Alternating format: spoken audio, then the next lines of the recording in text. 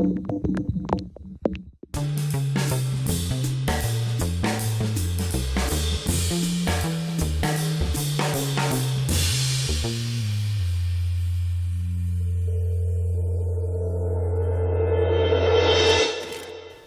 les va? Me da mucho gusto tener en esta oficina a don Renato Sales, comisionado nacional de seguridad. Carlos. Y es que a propósito de lo que se desató con el caso del hombre apodado El Tato en el penal de Neza Bordo y la facilidad con que operan estos autogobiernos en cárceles estatales, y en cuanto que el tal Tato ya está en una prisión federal, Así es. pues quise platicar con este hombre que se la sabe, creo que todas en materia, pues hasta de procuración de justicia y de fue comisionado antisecuestro, el SAR antisecuestros, Coordinador decía Nacional Renato. Antisecuestros, así es, Carlos. Y pues tiene la responsabilidad de las prisiones, pero no solo eso, Federales. como de las prisiones federales, y tiene a su cargo también a la Policía Federal. ¿Cómo cuántos elementos? 39,000 39,000 elementos de la Policía Federal, 10,000 en Prevención y Readaptación Social, que es PIRS, el Sistema Penitenciario Federal, y 5,000 en el Servicio de Protección Federal. Bueno, pues es un universo, pero el caso es que el hombre apodado El Tato ya está en ¿cuál de las prisiones En Durango, federales? en el Ceferezo número 14, el que se destinó específicamente para secuestradores, porque también está procesado por secuestro. ¿Cuántas prisiones federales hay? Tenemos 20 prisiones federales en funcionamiento, de 365 en todo el país. En todo el país 365, quiere decir que 345 son estatales o municipales. o municipales. El total de personas privadas de su libertad en todo el país asciende a cerca de 210,000 personas. Más Nosotros o menos tenemos 2 llenos del Estadio Azteca. 2 llenos y 10 del Estadio Azteca. 210,000. 210,000. ¿Y cuántos 21,000 se encuentran en prisiones federales y son? procesados Como el 10%. por delitos federales en prisiones estatales, cerca de 10,000, en atención a artículos del Código Nacional de Procedimientos, de la Ley Nacional de Ejecución Penal, que les permite a los procesados por delitos federales seguir su proceso en los lugares más cercanos a su domicilio. Sí, pero eso ocurrió, según recuerdo, con uno de los hijos del hombre apodado El Azul. Así es.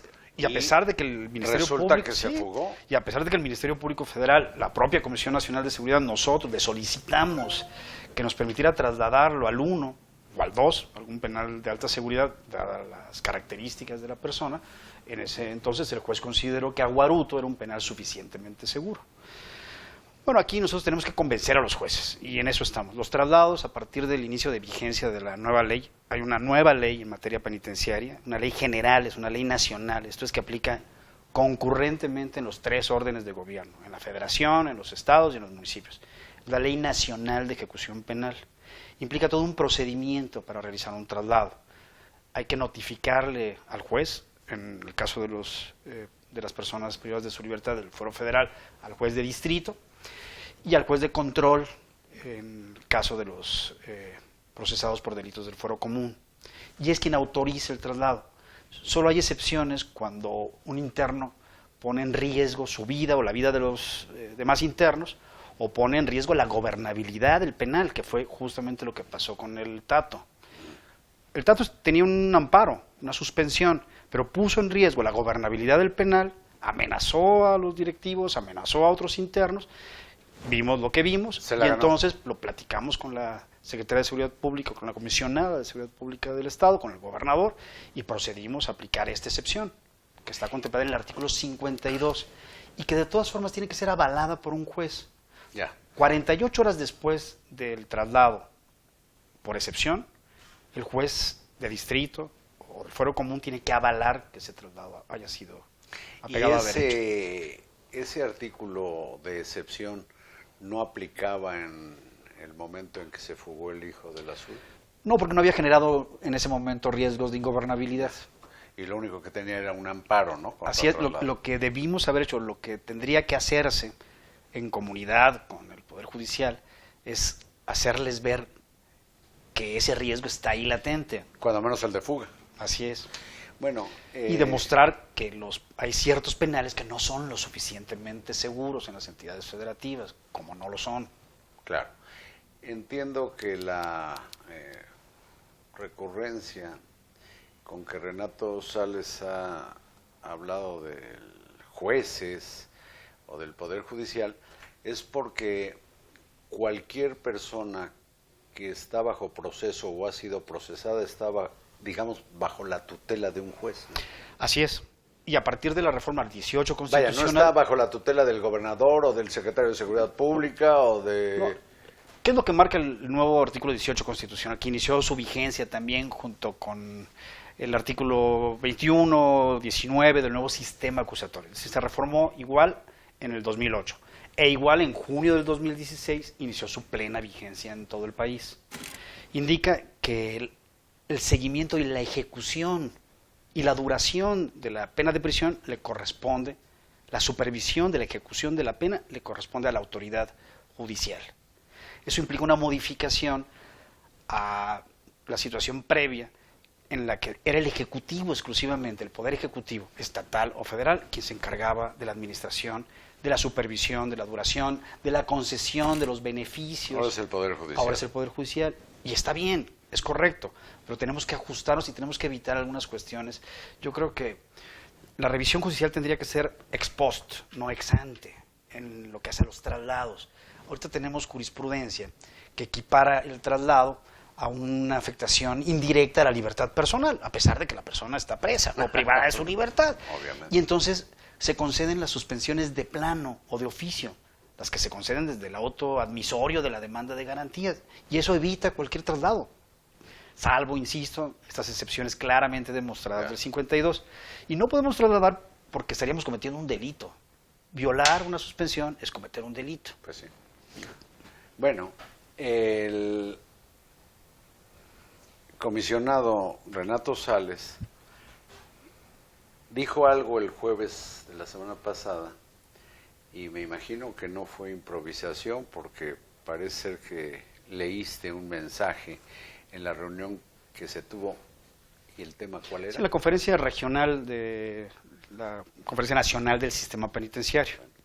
Y ahí ofreció, en Oaxaca, a las entidades a los federativas responsables de 345 penales que no son del Fuero Federal, les ofreció hacerse cargo en los 20 penales federales de los reos de alta peligrosidad o que se considere que ponen en riesgo la gobernabilidad del centro penitenciario.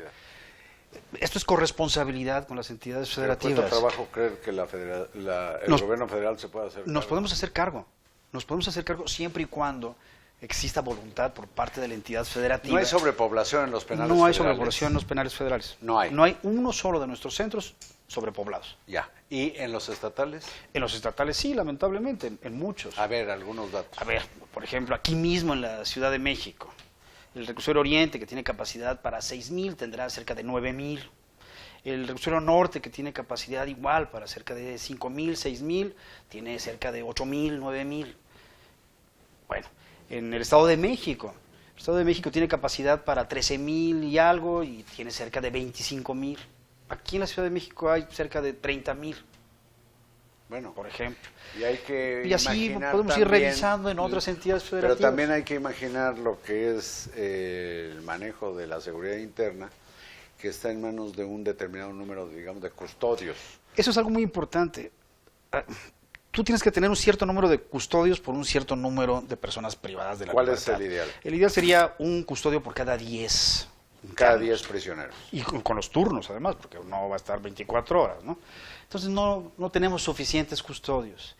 En cambio, además, sí hay sobrepoblación, sí hay sobrepoblación. Como multiplicada por 4. Exactamente. ¿Y pero no hay 4 veces más custodios. No hay 4 veces más custodios. Y hay otro problema también. ¿Cuál es el promedio de ingreso del custodio en nuestro país. Así como el promedio de ingreso de un policía municipal es de cerca de 5,000 pesos al mes y el promedio de ingreso de un estatal es de 8,000 pesos al mes. Bueno, pues el promedio de ingreso de un custodio a nivel nacional es aún menor que esto. Ganan cerca de 4,500 pesos al mes. Solamente en la Academia Nacional Penitenciaria, ahora, en esta administración, logramos que se acreditara una licenciatura en seguridad penitenciaria y una maestría ya, con reconocimiento de la Dirección General de Profesiones, con cédula profesional. Es la primera vez en la historia del país que contamos con una licenciatura para este tema. Yo creo que es fundamental. Si no hay un ingreso decoroso pues, digno y reconocimiento a una labor tan delicada como esta. Porque una puerta abierta a la corrupción. Los custodios están tan privados de su libertad como las personas privadas de su libertad. Los directivos y todo el conjunto de personas que se encargan de administrar y supervisar que un penal esté correctamente manejado, viven ahí prácticamente. Salen cada 15 días, si bien va. Y con los riesgos que conlleva esto. Con todos los riesgos. Entonces, tendríamos que reconocer también a ese personal. Apenas recientemente, en el día Nelson Mandela, hicimos por primera vez en la historia del país, por primera vez un reconocimiento a personal que tiene más de 30 años trabajando en el sistema penitenciario. Pero si los policías están olvidados y se les aplica el 123, apartado B, fracción 13, los custodios están aún más olvidados. ¿No hay exámenes de confianza para custodios? Sí, hay exámenes de confianza y pasan muy pocos también porque el perfil que se busca es muy similar al policial y es otra cosa.